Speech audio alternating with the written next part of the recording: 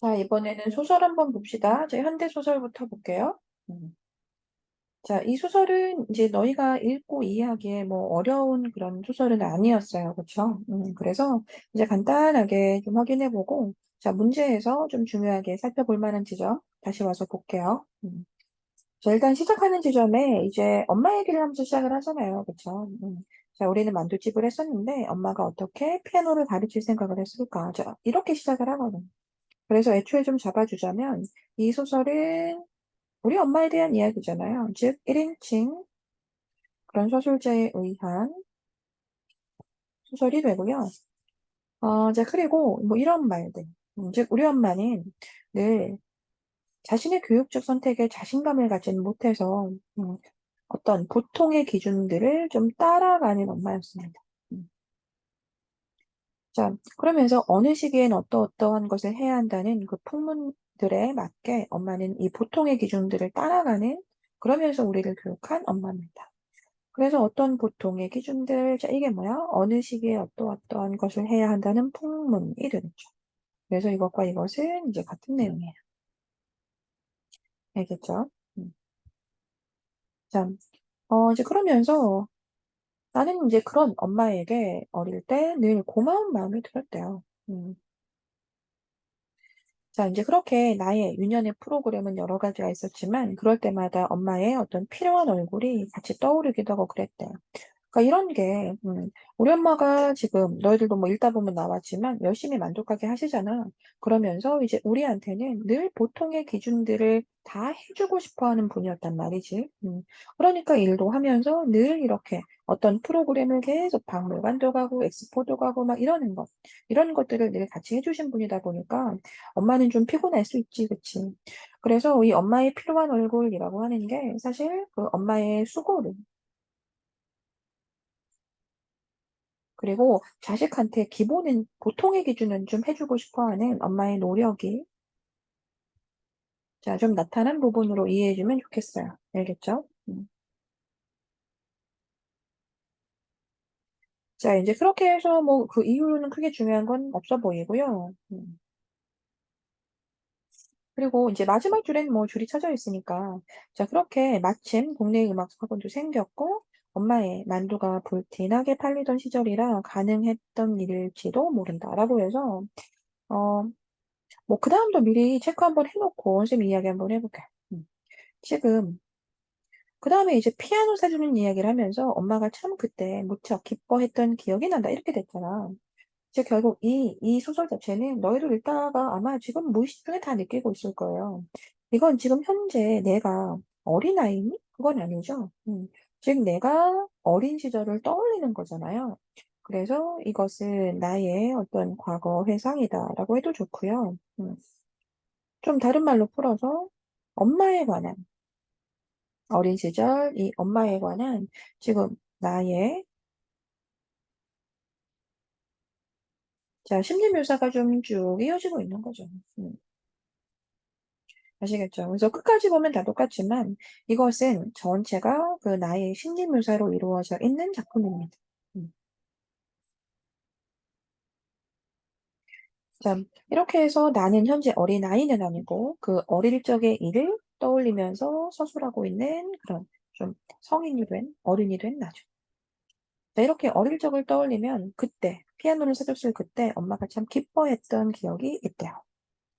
자, 이제 그러면서 이런 말들, 즉 세탁기도 냉장고도 아닌 피아노라니 이런 거. 참 우리의 삶의 질이 너무나 세련돼진 것 같은 기분이 들었다. 자, 이 표현이 뒤에도 한번 나오기 때문에 일단 한번 보면 여기에서 우와, 우리 집에 세탁기도 냉장고, 피아노라고? 자, 이 지점.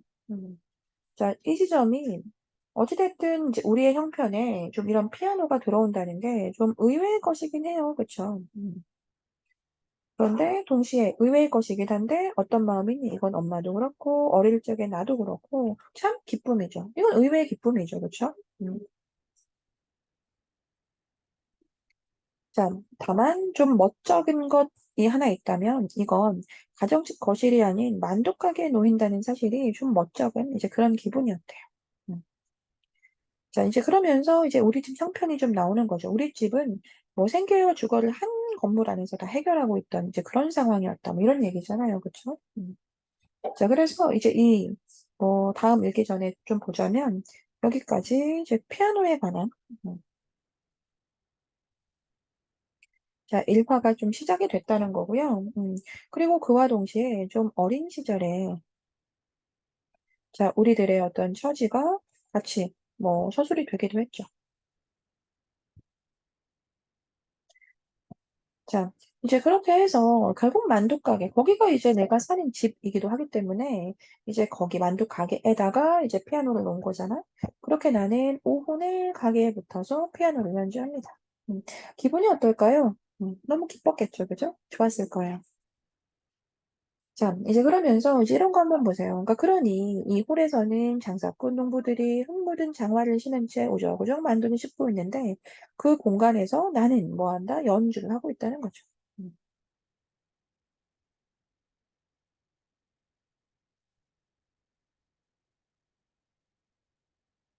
자, 이렇게 해서 나는 그 공간에서 아주 열심히 피아노를 쳤다는 이야기고요. 그리고 연주가 끝난 다음에 또 언젠가는 이제 누군가 막 손뼉을 쳐주기도 했고 막 그렇대요. 음. 자, 그렇게 마지막에 이 집안에서는 이 밀가루 입자가 햇빛을 받으면 알리고 내 손가락 아래 둔 지문이 묻어나라고 해서 자, 여기까지 이제 내가 그 속에서 피아노 연주를 하면서 자랐고 피아노 연주를 할 때 나의 기분 어땠다? 너무나 행복했다. 좋았다는 얘기입니다. 자, 이제 그렇게 종작 뭐 줄거리가 나오는데 자, 이제 집이 좀 더 어려워졌고 엄마는 피아노만은 뺏기고 싶지 않아 해서 언니의 서울 반지하방으로 내가 피아노를 가지고 가게 됐다. 뭐 이런 거였죠. 음. 자, 이제 그렇게 왔는데, 자, 언니의 정서 보세요. 언니의 심리. 언니는 어땠니? 좀 답답해졌습니다. 그러면서, 야, 여기 반지하야. 이랬다는 거야. 음. 당연히 이 반지하야라고 하는 이 말 속에는, 이 대사 속에는 어떤 정서가 있다고 해야 되니? 좀 답답한 정서가 있다고 해야 되죠. 그죠? 이 피아노를 복원하기 좀 난처한 거잖아요. 좀 난처하고, 좀 상황이. 좀 답답하고 이제 그런 거죠. 자, 이제 그렇게 피아노를 올려다 봤는데, 자, 여기에서 이제 비유가 잠깐 나오긴 하네요. 마치 러시아 귀족처럼 우아하게 서 있더라라고 해서, 자, 이 피아노를 좀 비유해주는 그런 표현도 있었고. 자, 이제 그렇게 이제 이 피아노 옮기는 이제 그런 장면인데, 음, 자, 뭐 이런 거, 자, 이렇게 힘들게 옮기고 있는데, 그 집주인이 내려오죠, 그죠? 자, 집주인이 내려왔다. 그러면서 집주인이 어땠다? 좀 아연한 표정으로, 좀 황당한 표정으로 서 있는 거죠. 그죠? 자, 좀 황당한 표정으로 서 있었고, 자, 여기에서 이제 이런 말이 다시 나오는 거야. 세탁기도 냉장고도 아닌 피아노라는 이러면서 뒤에 뭔가 민망해지는 기분이었다. 자, 보이죠? 자, 이 문장이 앞서서 한번 나왔었잖아요. 그런데 다시 쓰였죠. 자, 그러니까 여기서도 어떠니 좀 의외의 것인 건 맞죠? 에이? 의외의 것. 이 반지하방에 지금 그것도 새 살고 있는 이 반지하방에 이 피아노가 들어온다는 게 좀 의외의 것인 건 맞아요. 그런데 여기에서의 이 의외는 좀 어떠한 기분과 연결이 돼줘야 하니 얘들아? 좀 민망. 다음 줄에 나와있지만 이건 의외의 것이긴 하나 그래서 좀 민망한 상황이잖아요. 그쵸?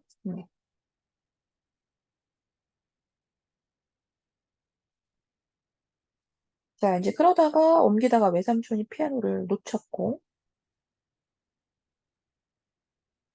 자, 이제 그렇게 피아노가 조금씩 이제 막 떨어져 나가기도 합니다. 음. 자, 그리고 그 내가 참 예쁘다고 생각했던 그 양각된 거라고 믿어온 그 문양도 결국은 본드로 붙여져 있다는 것도 이제 알게 되고. 음.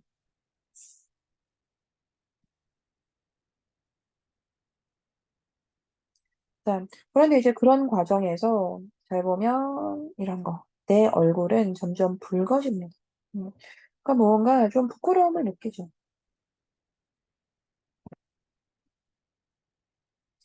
자, 집주인의 심리는 어때요? 계속 못마땅한 느낌으로, 어이없고 못마땅한 그런 표정으로 쳐다보고 있다. 음, 알겠죠? 음. 그래서 이제 그 다음에 이 집주인의 대사가 나오는데, 이 대사도 어떤 정서여야 하니? 당연히 못마땅한, 자, 이제 그러한 정서가 담긴 대사여야 할 거예요. 그렇죠? 자, 이제 이렇게 해서 지문 내용 봤고요. 한번 선택지 보세요. 자, 문제 보시면 적절한 건데, 지금 동일한 사건을 여러 인물의 관점에서 얘기하고 있다고 할 수 없고요. 자, 서술자 교체, 저 이런 거 없고요. 자, 이야기, 외부의 서술자? 아니죠. 자, 사건에 개입되지 않은 인물의 관점을 통해서, 자, 이런 인물 등장한 적 없고, 자, 이야기 내부의 서술자, 즉, 내가 행위도 좀 묘사해주면서 자신의 내면을 드러낸다, 맞답이죠.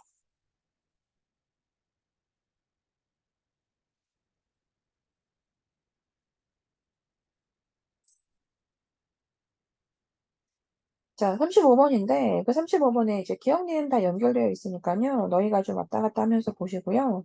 그 기억 문장 같은 경우에는, 그랬을 것이다. 뭐 이런 식의 표현이었기 때문에 추측이나 짐작을 드러내는 표현, 이런 거 맞아요. 자, 그리고, 이건 한번, 사실 35번 중에서는 이 1번이 제일 중요해 보이긴 하네요. 그 기호쌤이 좀 읽어볼게요. 마침 동네에 음악학원이 생겼고 엄마의 만두가 불티나게 팔리던 시절이라 가능했던 일인 것 같다. 이랬거든요. 이럴지 모른다. 그래서 추측과 짐작을 드러내는 표현 맞고 현재의 시각에서 지나간 일을 얘기하는 거 맞거든요. 자, 그래서 우린 이런 식의 문장이 중간중간 들어있었기 때문에 아, 이게 그래서 어른이 된 나의 과거 회상이구나.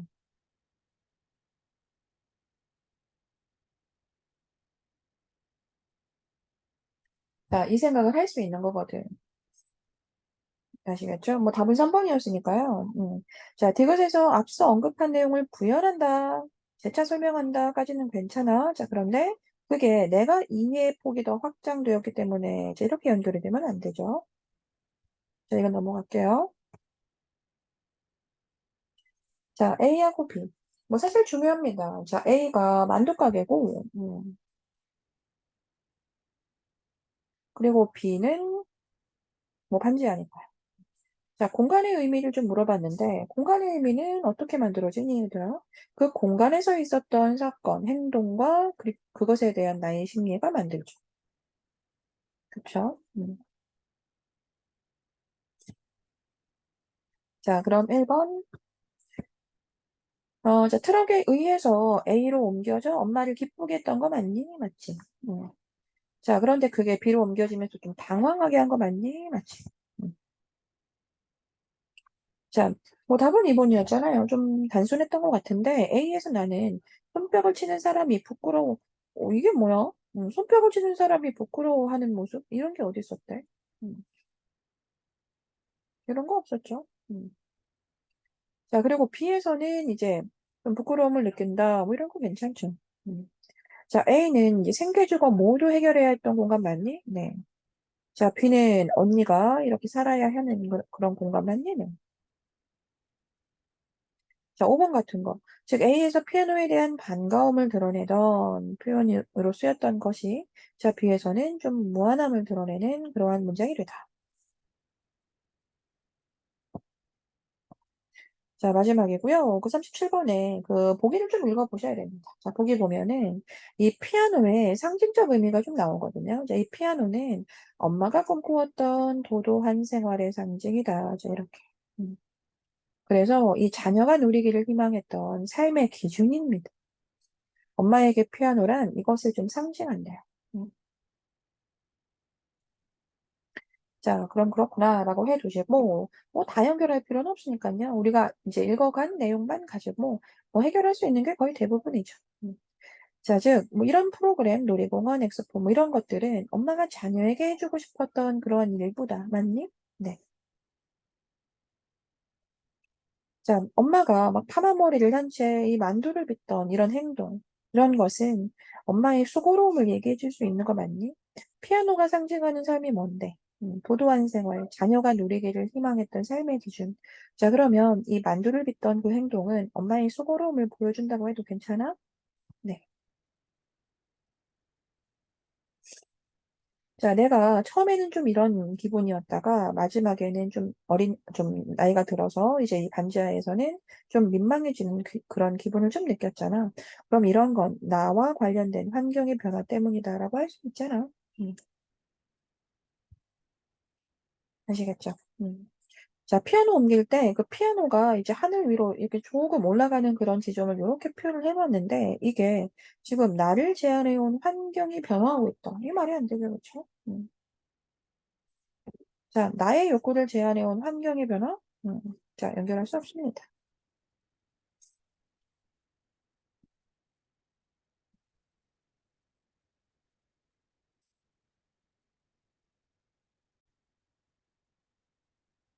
자, 고전으로 갈게요. 자, 고전으로 오십시오. 고전 소설, 여기.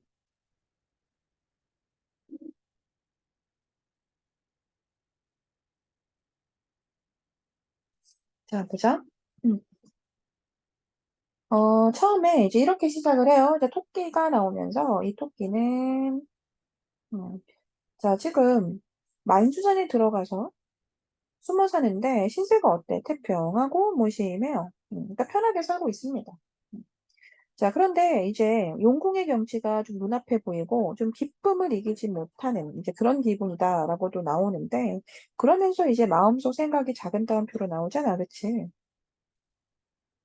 사실 토끼가 지금 편안한 마음으로 그 용궁에서 있었던 일을 좀 이야기합니다, 속으로.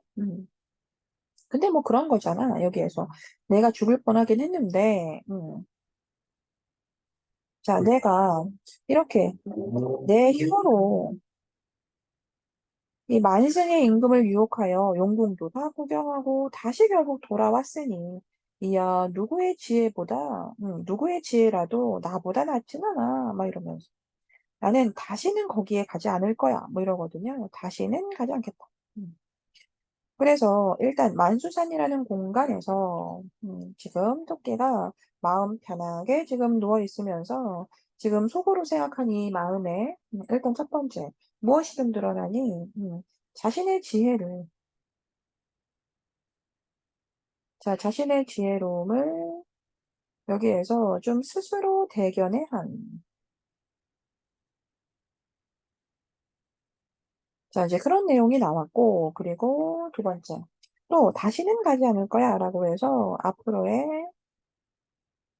다짐도 좀 나타났다. 알겠죠? 자, 그런데 그러다가 이제 갑자기 막 구름이 끼고 광풍이 일어나고 막 비가 옵니다. 음.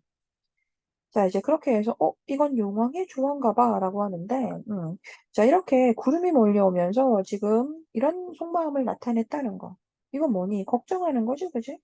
뭐야, 용왕이 다시 조화를 부리나 봐, 라고 해서 걱정하고 염려하는 이제 그런 마음이에요. 자, 이제 그렇게 해서 이제 막 피해서 숨으려고 하는데, 근데 이제 뇌공이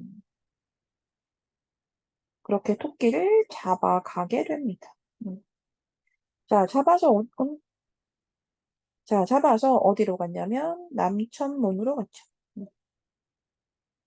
자, 다시 머리를 들고 보니까 백옥경이더라. 자, 이랬는데, 이 백옥경이라는 공간이 얘들아, 자, 이게, 알고 있으면 좋아요. 참 여기저기 너무 많이 나오기 때문에, 백옥경이라는 공간은 옥황상제의 거처 이름이야. 알겠죠? 자, 이렇게 백옥경에 가게 된 겁니다. 즉, 옥황상제가 있는 공간으로 가게 된 거죠. 자, 이제 그러면서 이제 밖에 누구도 왔다고? 동해용왕 광연도 와 있다라는 말을 듣게 되는 거죠. 자, 이제 그러면서 다시 한번 속마음이 나오는데, 이 속마음 잘 보면, 내가 지난번에 이제, 뭐, 용왕을 속이고 이제 돌아왔잖아요. 그러니까, 이번에 용왕이 그래서, 상제한테 일러서 나를 죽이려고 하나 보다. 나는 이제 죽을 수밖에 없나 보다. 라고 해서, 이 지점에 뭐 추측하는 말이 나타나긴 한 건데 지금 자신의 신세를 좀 어떠니 비관적으로 자 비관적으로 인식하고 있지. 나는 죽나 봐. 자 이렇게. 음.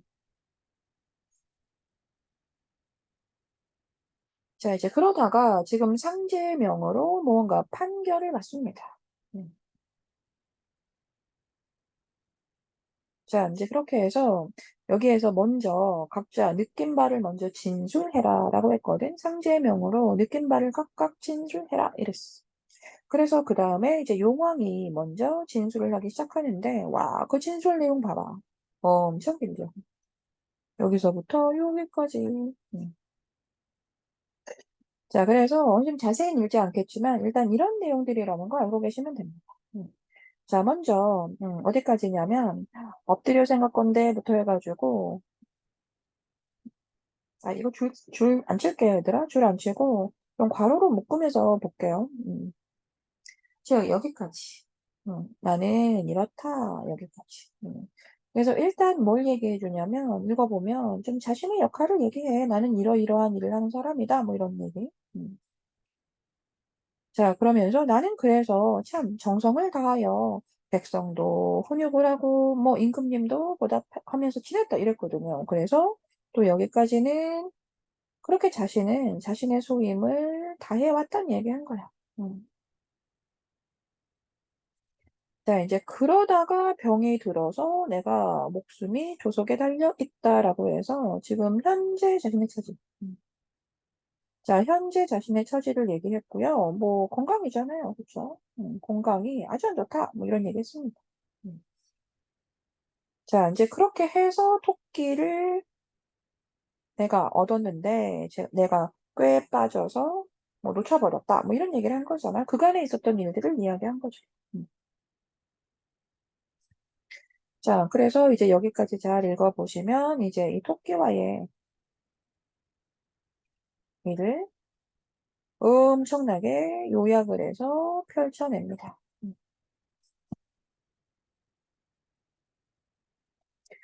자, 그래서 이제 마지막에 뭘 얘기해 주냐면 자기가 바라는 게 있다. 원하옵건대 라고 해서 자, 제왕께서 작은 것을 늘 큰 것으로 바꾸는 그 인자함이 계시니 이 소신의 병으로 죽게 나 좀 구해달라 이렇게 된 거잖아요. 음. 자, 그래서 이제 마지막에 이제 자신의 소망을 이야기하고요. 자, 이게 자신의 목적이죠.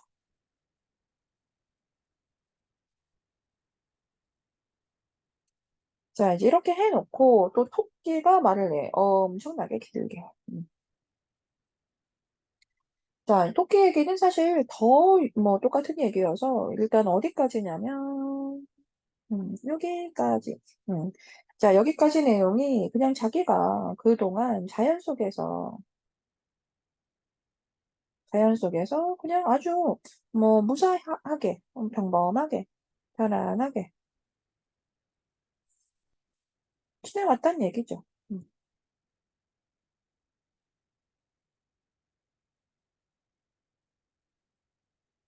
자, 자연 속에서 편안하게 지내왔던 그런 자신의 모습을 얘기했습니다. 음. 자, 이제 그러다가 여기에서 그런데 어찌하다라고 해서 어찌하다 자기가 용왕에게 원망을 사서 이렇게 결국 결박을 당한 채 섬돌 아래에 놓이니 그 지금의 상황 얘기하는 겁니다. 음. 자, 이제 그러면서 자기가 뭐 이런 얘기, 마치 자기의 처지가 생선이 줄에 꿰인 듯하고 또 이런 전상에서 호령을 하는 게 뜨거운 불바람이 부는 듯합니다. 음. 자, 라고 해서 그 여기까지 자, 자신의 처지를 얘기했다는 거죠. 자, 자기는 지금 용왕에게 원망을 산 상황이다. 그래서 지금 여기에 마치 생선이 줄에 꿰인 듯 결박하여 놓여진 상태다. 뭐 이런 얘기했습니다. 원망을 받음. 그렇게 해서 결박, 당함, 뭐 이런 거.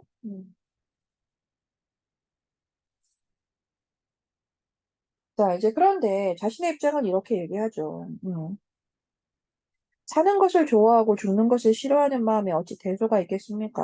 그러니까 즉 누구나 사는 걸 좋아하고 죽는 건 싫어하는 것이다. 자, 뭐 크다고 해서 뭐 죽는 거 싫어하고 뭐 작다고 해서 죽는 거 좋아하고 그런 거 아니다. 뭐 이런 얘기잖아, 그치? 음. 자, 그래서 뭐 이런 지점에서 어찌됐든 이 생사에 대해서 뭐 혹은 생존에 대해서 뭐든 좋은데요. 자, 생사와 관련된 그 자신의 입장을 밝히죠. 음. 자, 즉 살고자 하는 마음을 갖는 거는 누구나 다 똑같다. 뭐 이런 얘기잖아.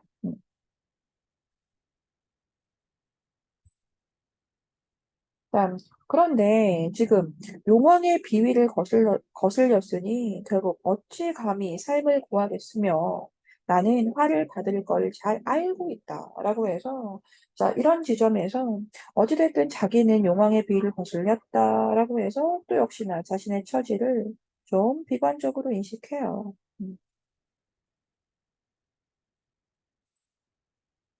그리고 이제 마지막에 좀 간단하게 좀 살펴달라. 자, 이런 정도의 표현을 한 거죠. 자, 그리고 이제 또 뭐가 길게 보이는 거 같지만 얘들아, 이 뒤에 내용은 더 간단하게 지나가 볼게요. 자, 이렇게 이 모든 것들을 지금 옥황이 다 읽고 나서 일광노가 이제 말을 전하는 사람이죠. 그죠? 그래서 일광노가 남아서 말을 합니다. 음. 자, 이 일광노가 뭐라고 하냐면, 옥황한테 결국 죄 없는 자를 죽이면 안 된다는 이야기 하잖아요. 그러니 강자를 누르고 약자를 도와야 한다라고 합니다. 그래서 당연히 강자는 여기에서 이제 용왕일 테고 약자는 토끼겠죠. 자, 이제 그렇게 옥황이 판결을 합니다. 자, 비록 용왕이 살아날 약이 있다고 하지만 토끼가 어찌 죽음을 싫어하는 마음이 없겠는가? 토끼도 죽음을 싫어하는 마음이 있다. 그러니 토끼를 당연히 세상에 놓아 주어야 한다. 자, 이렇게 해서 옥황상제님이 판결을 했습니다. 자, 판결의 내용은 이와 같아요. 자, 이제 그렇게 뇌공을 시켜 다시 만수산에 이제 압송하게 하는데, 자, 이 마지막에 용왕이, 다시 용왕이 나오면서 이 적훈공에게 뭐라 그래? 토끼 보내주는 모양이니까 너 나오다가 기다리고 있다. 바로 죽여라. 이러지? 그래서 이 지점에서 다시 한번 이제 긴장감을 형성시켜 주고요. 그러니까 사실 이 용왕은 그 옥황상제의 말에 뭐 했다고 봐야 돼? 좀 불복했다고 봐야지, 그지? 죽여버려! 이렇게 된 거죠. 자, 그리고 너 입 조심해. 뭐 이랬거든요. 너 입 조심해. 이거 누구도 알지 못하게 해. 뭐 이랬어요. 근데 적공공이 대왕의 입에서 나와 소신의 귀에 들어온 말. 대왕 누구야? 당연히 용왕이잖아. 그치? 용왕이 지금 한 말, 내 귀에 바로 들어왔는데, 이걸 누가 알겠어요? 이러거든. 그러니까 여기에서 뭐 말하지 않겠다는 얘기잖아. 그 비밀을 지키겠다는 거지, 뭐. 그래서 이 비밀을 이제 어쨌든 지키겠다고 이제 뭐 얘기하는 내용이야. 맹세했거든요. 그런데 이 말을 끝내자마자 갑자기 토끼를 암령하여 북쪽으로 향하는 게 뭐 너무 빠르더라는 거지. 결국 손도 못 댔다는 얘기고. 자, 이제 그렇게 적혼몽하고 더불어 결국 통곡하며 돌아갈 수밖에 없다. 음, 다시 바랄 수 없겠구나. 이러면서 이제 결국은 승복하면서 끝이 납니다. 그렇죠. 자, 이제 이렇게 해서 지문 봤거든요. 자, 그럼 내용. 지금 여기에서 그 만수산에서 토끼는 갑작스러운 날씨 변화가 옥황 때문이라고 생각하고 두려워했냐? 아니지. 옥황이랑 용왕은 너무나 다른 캐릭터잖아. 옥황 때문이라 그러면 어떡해. 이때는 아직 옥황한테 가기도 전인데. 그래서 용왕 때문이라. 나머지 서사 잘 보세요. 토끼는 백옥경에서 용왕을 만나기 전까지는 왜 잡혀왔는지 모르잖아. 그래서 뭐라 그랬어? 만나기 전까지는 용왕 때문에 나는 이제 죽나 보다 막 이런 얘기 했잖아. 음. 자, 그리고 만수산에서 자기의 뛰어난 말솜씨를 자부심 느낀 거 맞고. 자, 그 같은 지점이었는데, 이제 그때 만족감 느끼고 있던 거 맞고. 맞죠? 자, A, B. 자, 이게 아까 엄청 길게 말했던 그 용왕의 말과 토끼의 말이었습니다. 자, 이 말 속에 모두 자신의 내력을 좀 요약하고 있는 거 맞니? 네. 자, 둘 다 비유적인 표현을 사용해서 그 고난에 처했음을 얘기하고 있는 거 맞는데, 우리 아까 이 B 지점에서는 비유를 좀 찾아봤었거든요. 그 A 지점에 그 비유, 너희들이 한번 찾아보세요. 자, 비유 어디 있어요? 자, A에는 좀 비유가 어디 있다고 해야 돼? 선생님도 찾아야 돼, 지금. 여기 있네요. 즉, 바늘방석에 앉은 듯하다. 지금 내 몸의 위태로움이 바늘방석에 앉은 듯했다. 이랬잖아. B는 아까 찾았고.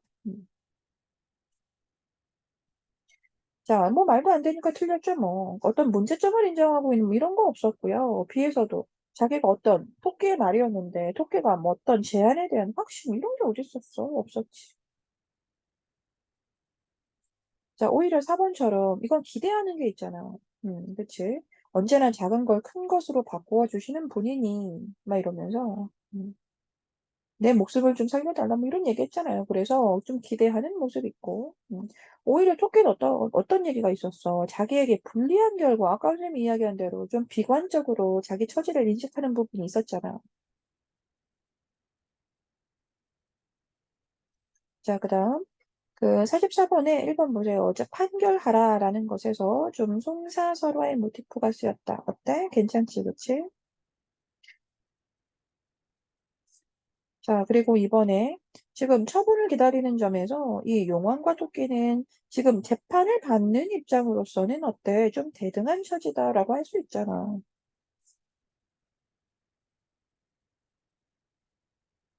자, 그리고 이 일광로의 말에서 토끼를 지지하고 있다는 거 얘기할 수 있고. 자, 그런데 옥황이 판결을 망설이니? 그래? 자, 판결을 망설이는 그러한 심리가 있었어요? 아니잖아. 음. 자, 이렇게 모든 생명은 다 소중하다고 하는 작가의 의식 얘기하는 거겠죠, 그죠? 자, C의 서사적 기능인데, 자, 그 C가 그 마지막에 또, 뭐 왼쪽에 있습니다만, 보이죠? 그 마지막에 나타났던 그, 뭐, 대화였거든요. 그럼 이 C의 서사적 기능으로 이 적헌공의 말을, 적헌공의 말이 뭔데? 되게 간단했던 건데, 짧게. 음. 뭐 이거잖아. 아까 선생님 정리할 때 그냥 이렇게밖에 얘기 안 했는데. 아이, 이걸 누가 알아요? 이거. 당연히 아무한테도 말 안 하죠. 뭐 이런 겁니다. 음. 그럼 적공공의 말을 통해서 이 앞서 일어난 말에 대한, 이 사건에 대한 평가는 말이 안 되죠. 오히려 이 시 전체적으로 끝까지 다 잡고 있으니까 이 시의 내용을 통해서 용왕의 시도가 실패했다는 걸 보여주게 되면서 이 주제의식이 다시 한번 강조가 됐네. 어, 왜 X를 치고 있니? 자, 실패했다는 걸 보여주면서 주제의식을 다시 한번 얘기해줬다. 뭐 맞는 말이죠. 음. 그래서 결국은 이 생명의 가치라는 거. 자, 이 생명의 가치라는 건 다 소중하다는 얘기죠.